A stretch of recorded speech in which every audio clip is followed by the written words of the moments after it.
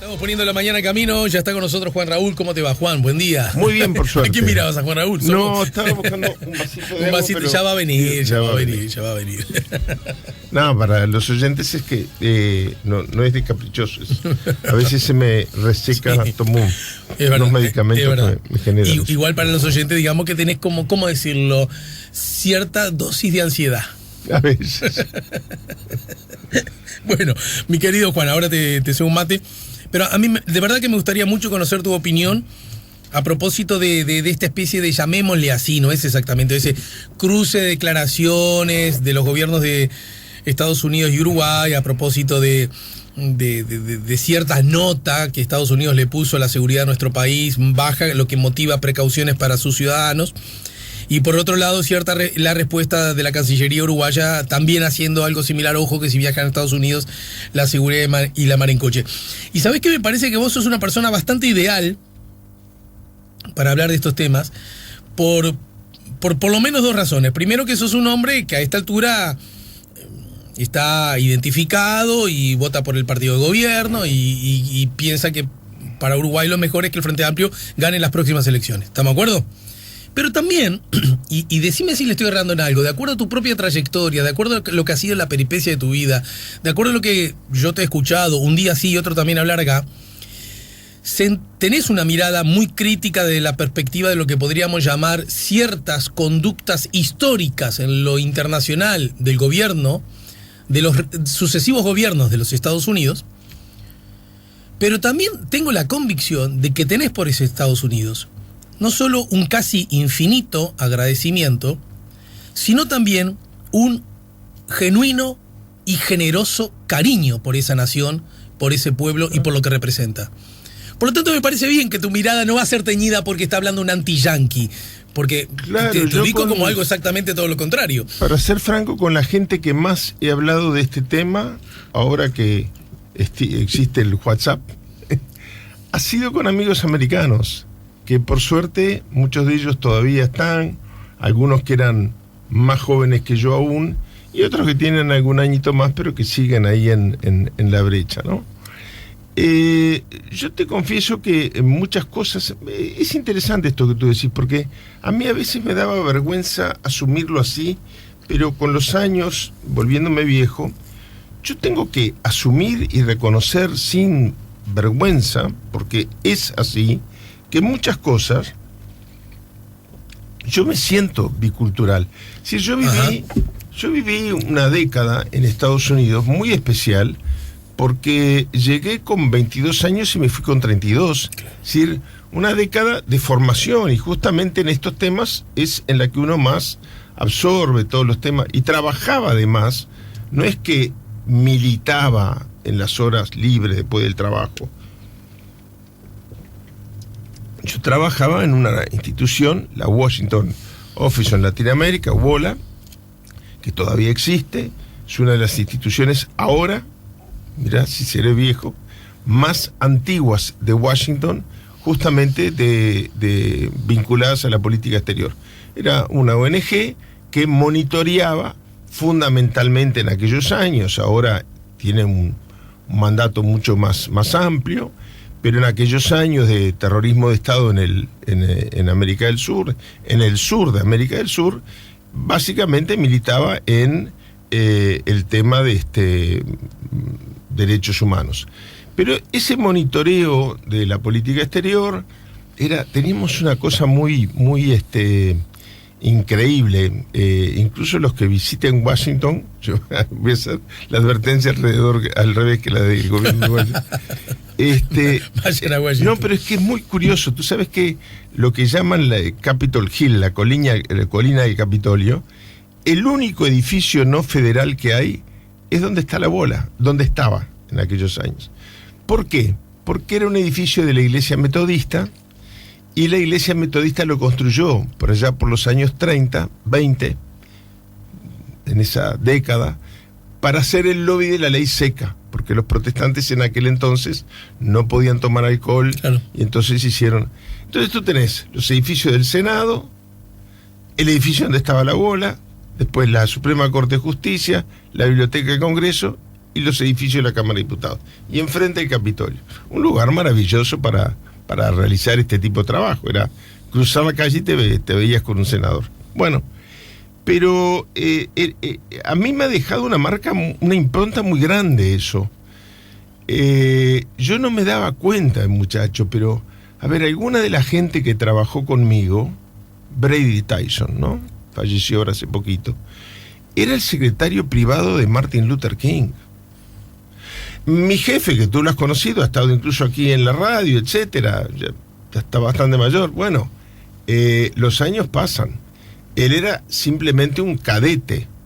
Estás hablando de Joe Eldridge. De Joe Eldridge. Él era simplemente un cadete en la oficina que en el sur, de donde él proviene, tenía el doctor King.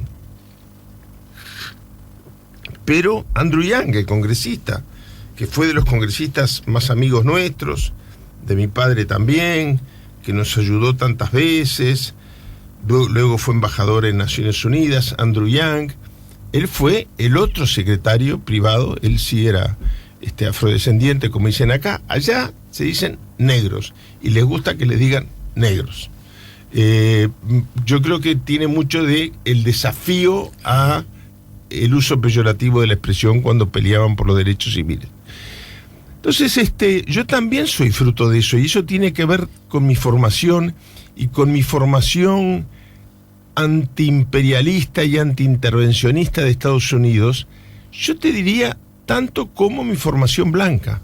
Son dos vertientes que parecen tan opuestas, pero el movimiento de derechos civiles de Estados Unidos es tan anti-injerencia, es tan movilizador. Es el movimiento que luchó contra la guerra de Vietnam y de repente tuvo más influencia en el desenlace de la guerra que los propios combatientes. Bueno, eso forma parte de mi estructura cultural. Entonces yo te estaba comentando fuera de micrófonos que yo no me imaginé que iba a generarse todo este lío, pero cuando veo en los noticieros la noticia de que la Cancillería uruguaya, a través de una oficina que además está funcionando muy bien, que es la de ayuda al compatriota, advierte la peligrosidad, después de un fin de semana tremendamente sangriento, de visitar determinados estados, y advierte, porque es un tema que está en el centro de la discusión en Estados Unidos en este momento, el nombre de los estados donde las armas circulan libremente. Es decir, tú vas a la tienda de la esquina, te compras una ametralladora, yo no entiendo nada de armas, una K4, creo que se llaman así, capaz que estoy diciendo un disparate, y te lo venden, y lo puedes revender en la esquina. Es decir, a mí me dio sinceramente lo digo, una sensación de orgullo nacional, ¿no? Porque es para lo que están las cancillerías. Yo creo que ha habido un cambio. Fusiles de asalto, me dicen que es fusiles de asalto. Una posible expresión. Bueno, en esa medida, yo creo que cuando hay una situación de peligro que la advirtieron los propios gobernadores de los estados referidos en Estados Unidos, a mí me parece muy bien que la Cancillería, antes de pensar en si al señor Trump le va a caer simpático o no, antes de pensar si le va a caer simpático o no, piense en sus compatriotas. Estados Unidos lo hace permanentemente. Cuando los últimos hechos de crímenes masivos en una zona bohemia de París, en Francia, bueno, ¿qué hizo Estados Unidos? Dijo: a los ciudadanos americanos, París está en zona de riesgo de seguridad. Si están y viajan a Francia, no concurran a tales barrios, no se acerquen donde hay concentración grande de gente, en los propios centros comerciales, no ir cuando hay acumulación de gente, etcétera, etcétera. Bueno, eso es velar por la seguridad de los ciudadanos. Pero entonces, Juan, te estoy siguiendo bien de cerca.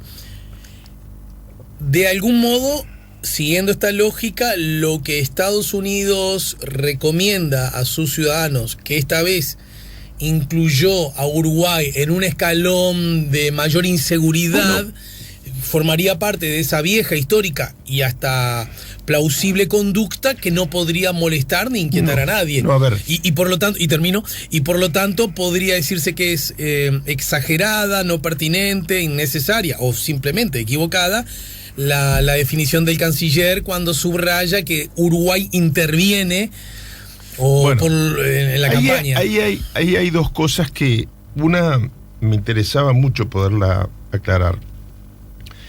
El gobierno uruguayo, yo no sabía esto cuando vi la noticia, ni siquiera sé si ha tenido mucha trascendencia pública.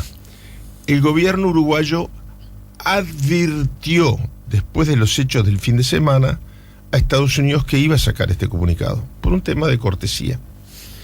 Entonces, la sucesión de hechos no es que Uruguay saca este comunicado con posterioridad a que se le reasigna un nivel en materia de criminalidad, sino una consecuencia. Es decir, lo de Estados Unidos es una consecuencia del comunicado.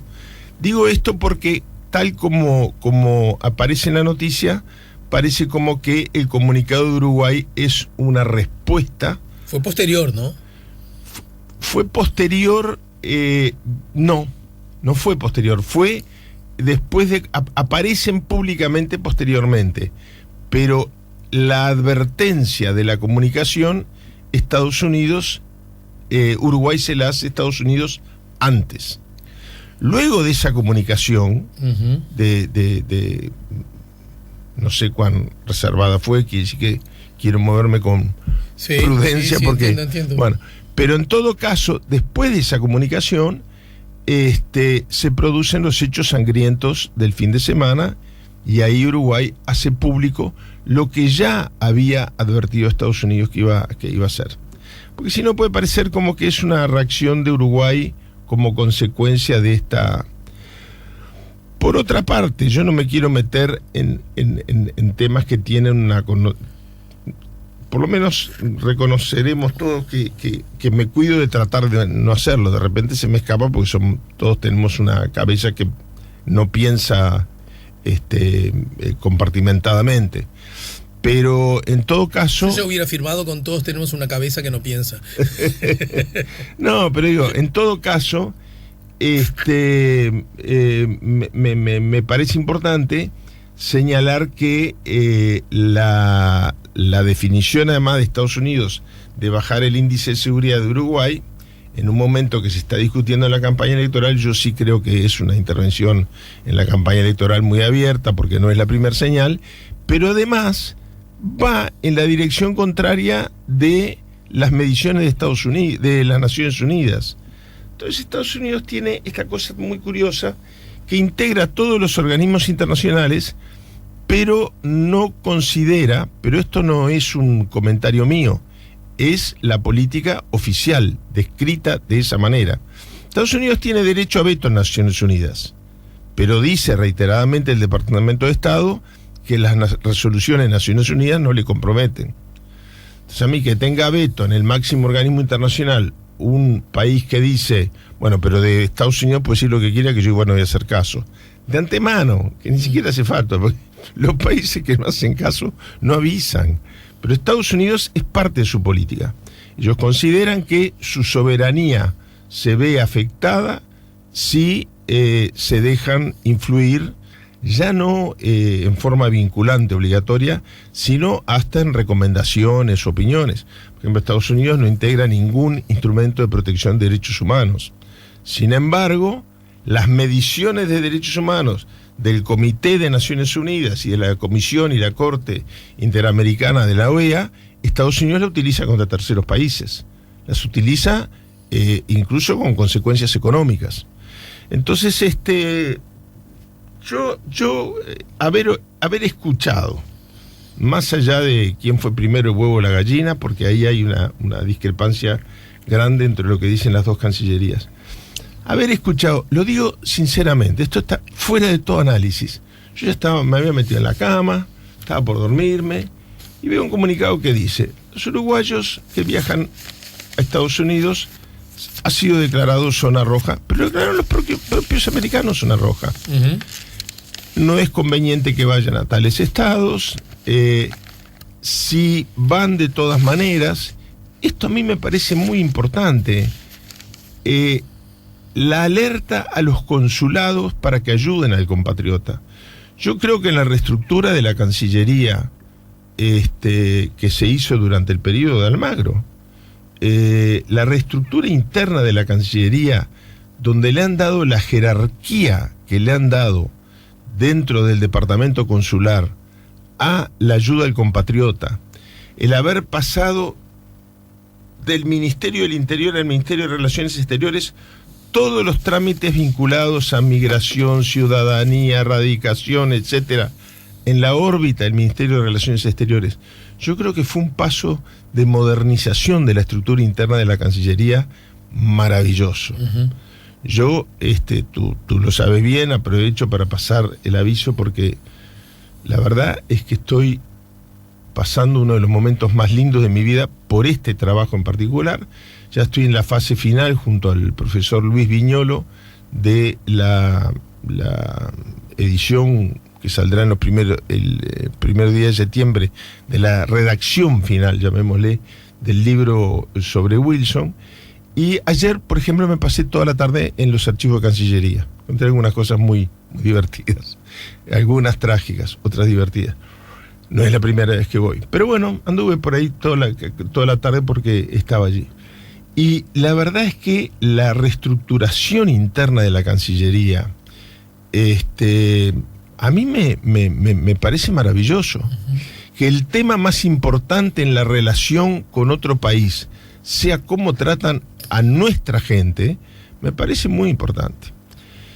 Este tema de los asesinatos con una dosis de racismo muy fuerte, ¿no?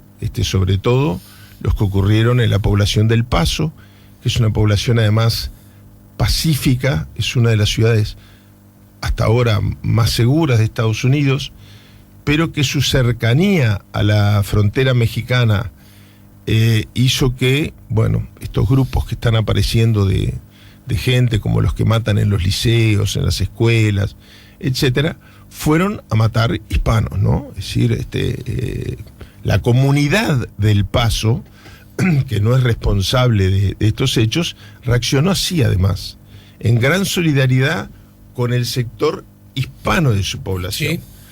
Además, El Paso es una ciudad muy curiosa porque mucha gente de El Paso no duerme en El Paso. Están cerca de la frontera, que van y duermen con su familia en México, son residentes de Estados Unidos, algunos son ciudadanos, integran la comunidad, pero no están radicados, no tienen su casa ahí. Y todo este sector de la población hispana fue objeto de reconocimiento, de solidaridad, de apoyo de sus vecinos anglosajones. Bueno, a mí me parece muy razonable, porque además es una ciudad muy bonita.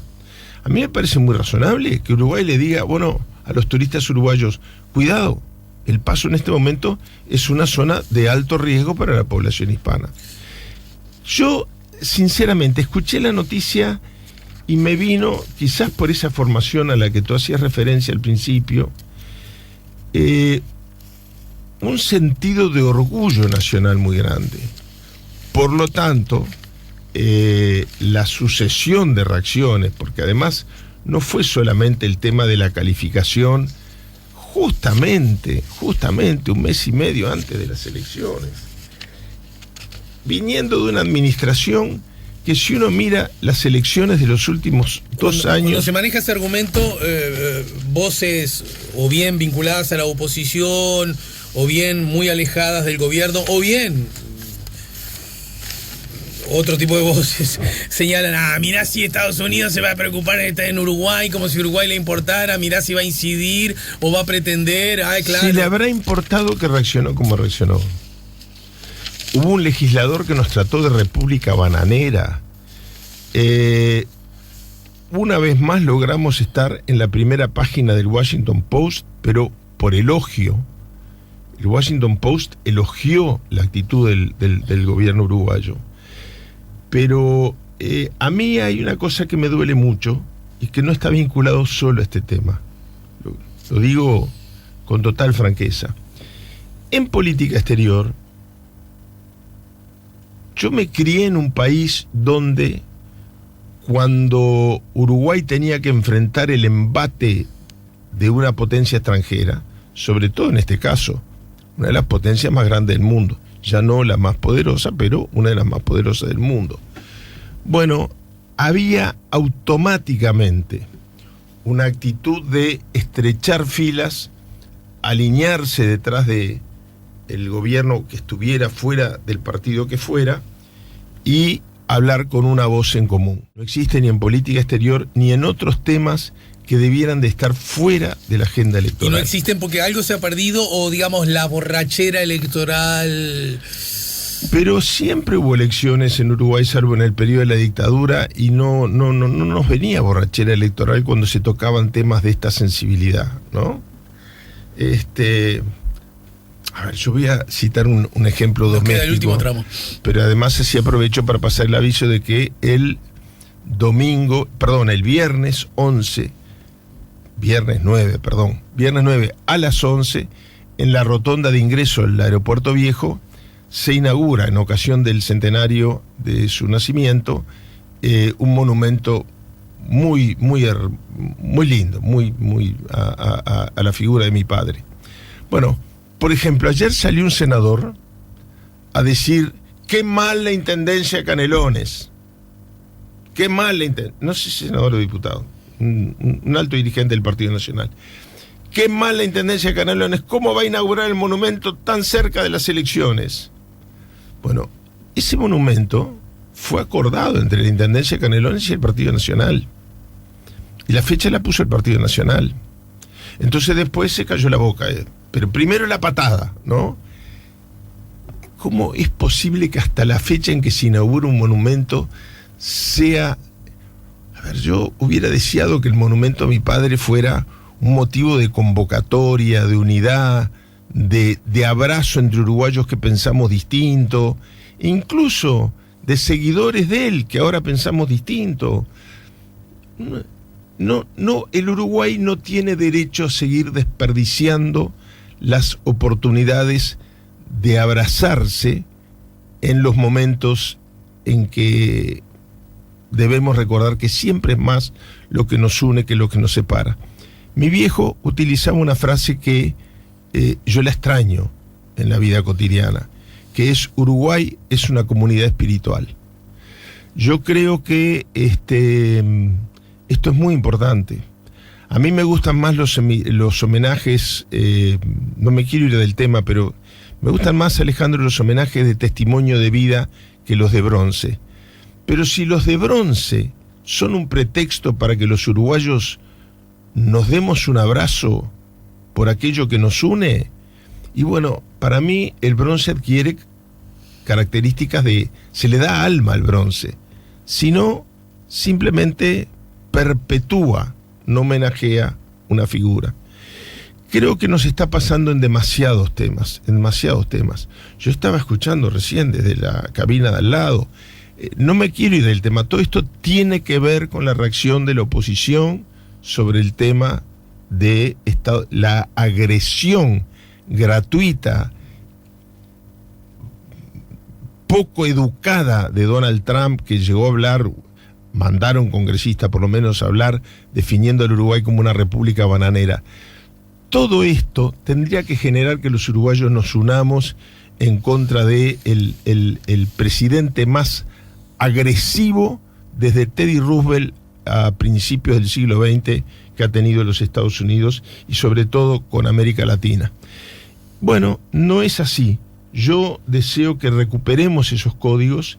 Desde mi punto de vista, es opinable, pero la declaración de la Cancillería se enmarca en un cuadro de solidaridad con el compatriota que ha sido una constante a partir de la creación de un departamento dedicado a eso. La circular, porque todo eso no salió en la prensa, hubo una circular a todos los cónsules de distritos, generales y honorarios diciendo que estén alerta ante la necesidad de protección y de ayuda de cualquier turista uruguayo.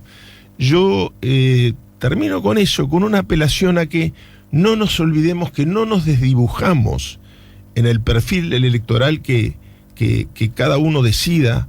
No es obligación, sería horrible que pensáramos todos iguales. Bienvenida a la discrepancia, bienvenida a la divergencia, pero tengamos siempre presente que hay cosas que hacen al sentido de nación como tal, que tienen que unirnos y que no tiene que darnos vergüenza, aunque falten 24 horas para la elección, poderlo reconocer y podernos abrazar. Me pasé, pero un segundo porque dije que lo escuché afuera. ¿Cómo la oposición ahora va a decir que va a apoyar a Almagro si estaba en contra de que Almagro fuera de la OEA? Pero después cuando Almagro se da vuelta como una tortilla y cambia de posición, la oposición dice, es un careta, ¿cómo se va a dar vuelta si decía? Y ahora resulta que, como se acercan las elecciones, estamos con Almagro. Vamos a proponer a Almagro, a un presidente que elige a qué países veta, a qué países no. Yo siempre pongo el mismo ejemplo. La misión de la OEA que monitoreó las elecciones de Honduras las declaró inválidas. ¿Qué dijo Almagro? Nada, no habló. Sin embargo, en la frontera de Colombia y Venezuela llama a la intervención de Estados Unidos en Venezuela. Bueno, ¿por qué cambió de opinión la oposición? Que estaba en contra de Almagro cuando pensaba de una manera, y cuando Almagro cambió de opinar dijo no le queremos nada. ¿Por qué le empezaron a creer 2 meses antes de las elecciones? A mí me duele como uruguayo que esto esté pasando. Creo que es un fenómeno mundial, que nos creíamos que éramos más impermeables a ese tipo de influencia. Gracias, Juan. Contigo nos reencontramos la semana que viene, ¿verdad? La semana que viene. Juan Raúl Ferreira nos ayudó a poner la mañana en camino. Ya volvemos con La Mañana en Camino.